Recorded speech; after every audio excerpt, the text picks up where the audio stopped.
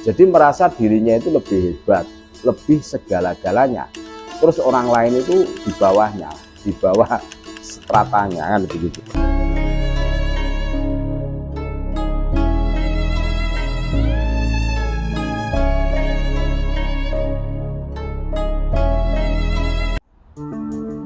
Assalamualaikum warahmatullahi wabarakatuh. Saudara-saudaraku sebangsa setanah air, dimanapun Anda berada, berjumpa kembali dengan kami channel Bejo Dunia Akhirat. Sak bejo-bejone wong kang lali isih duwe bejo, wong kang eling lan waspada dan tetap menghindari harga mati.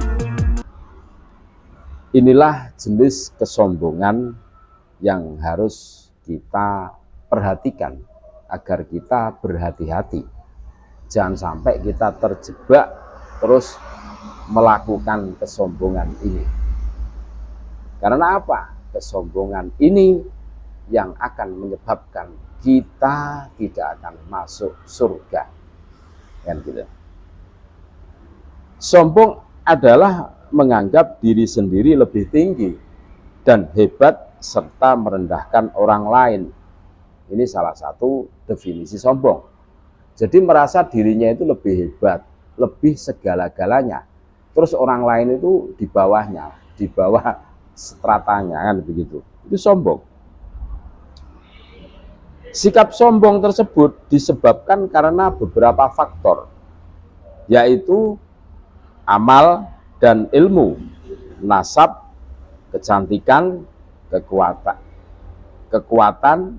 kekayaan, keturunan, dan lain-lain. Bahwa sombong ada dua macam, yaitu menolak kebenaran dan merendahkan orang lain. Dua jenis sombong ini disampaikan oleh Nabi Muhammad SAW di dalam sabdanya. Sombong adalah menolak kebenaran, merendahkan manusia. Hadis riwayat Imam Muslim. Menolak kebenaran maksudnya tidak menerimanya dan merasa lebih tinggi dari kebenaran yang disampaikan. Meremehkan orang, maknanya penghinaan, perendahan kepada orang lain. Penafsiran Nabi Muhammad SAW tentang sombong ini amat sempurna, menjadikan pemahaman terhadap makna sombong menjadi sangat jelas. Beliau menjadikan kesombongan menjadi dua jenis. Yang pertama, sikap arogansi terhadap kebenaran yang mencakup penolakan alias tidak mau menerima. Setiap orang yang menolak kebenaran, dia sedang bersikap sombong. Kadar besar kecilnya kesombongan sesuai dengan kadar penolakannya terhadap kebenaran tersebut.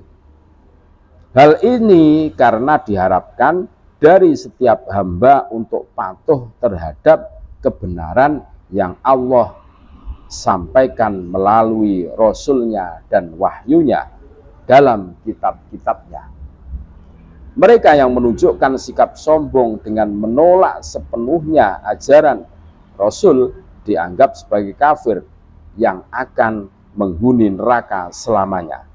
Meskipun kebenaran disampaikan kepada mereka melalui para rasul dengan dukungan tanda-tanda dan bukti yang jelas. Namun kesombongan muncul dalam hati mereka sebagai penghalang sehingga mereka menolaknya. Allah Subhanahu wa taala menyatakan, orang-orang yang memperdebatkan ayat-ayat Allah tanpa otoritas, sesungguhnya di dalam dada mereka tidak lain hanya keangkuhan atas apa yang mereka berbakti. Surah Al-Ghafir ayat 56.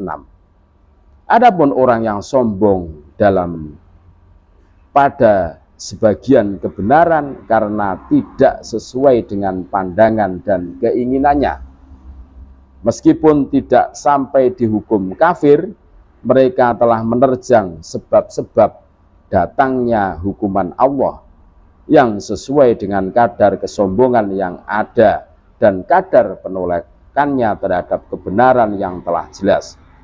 Oleh karena itu, para ulama sepakat bahwa bila hadis-hadis Rasulullah telah sampai pada siapapun dia, maka tidaklah halal baginya untuk beralih memilih pandangan yang lain sebagai pijakan. Jenis kedua, sombong kepada makhluk. Ini mencakup sikap merendahkan dan meremehkan makhluk tersebut. Sikap ini muncul karena seorang merasa bangga, atau kalau bahasa anunya itu ujub, namanya ujub, kepada dirinya dan menyombongkan diri. Sifat ujubnya seseorang akan tercermin dalam perilaku meremehkan dan mengolok-ngolok orang lain dengan kata-kata atau tindakan.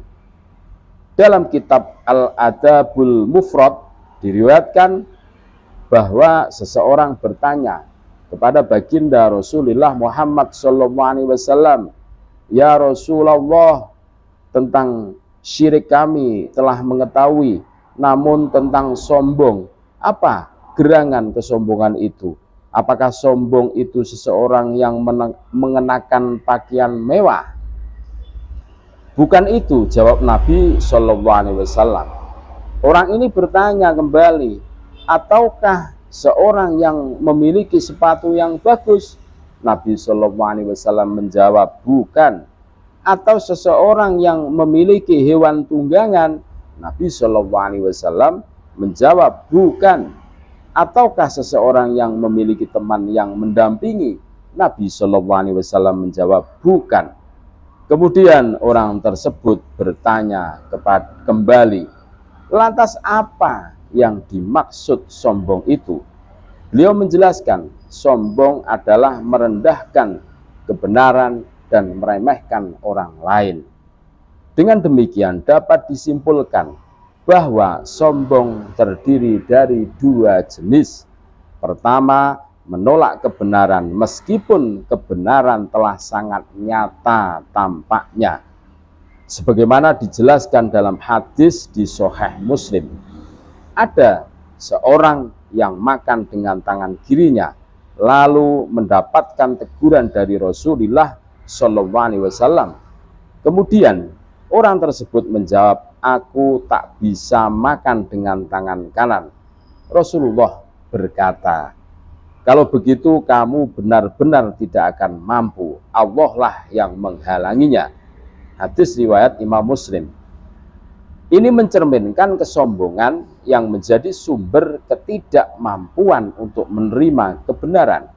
Kedua, keburukan dan dosa lahir dari kesombongan, membuat seseorang menolak kebenaran dan tidak mampu menerimanya. Banyak perbuatan yang muncul dari kesombongan, dan orang yang terjerumus ke dalamnya biasanya dikendalikan oleh kesombongan yang tumbuh dalam hatinya. Tidak akan masuk surga siapapun yang dalam hatinya ada kesombongan seberat dzarrah. HR Imam Muslim. Hadis ini menunjukkan bahwa kesombongan merupakan sifat yang tumbuh di dalam hati, lalu akan tercermin dalam tindakan yang tampak. Dengan sikap menolak kebenaran dan merendahkan masyarakat, seseorang yang sombong meremehkan dan merendahkan orang lain sambil memandang dirinya lebih baik dari mereka. Kemudian hukuman yang menimpa orang yang sombong sejenis dengan kesombongannya, karena hukuman akan sejenis dengan dosa yang dikerjakan, sebagaimana disebutkan oleh Al-Imam At-Tirmidzi. Nabi Muhammad SAW menyatakan bahwa pada hari kiamat orang-orang sombong akan dikumpulkan seperti atom dalam gambaran manusia, dan kehinaan akan menyelimuti mereka dari segala arah. Hadis riwayat Imam At-Tirmidzi. Itulah definisi dan klasifikasi sombong. Mudah-mudahan kita semua terjauhkan dari sifat sombong. Terima kasih. Tetap NKRI harga mati. Assalamualaikum warahmatullahi wabarakatuh.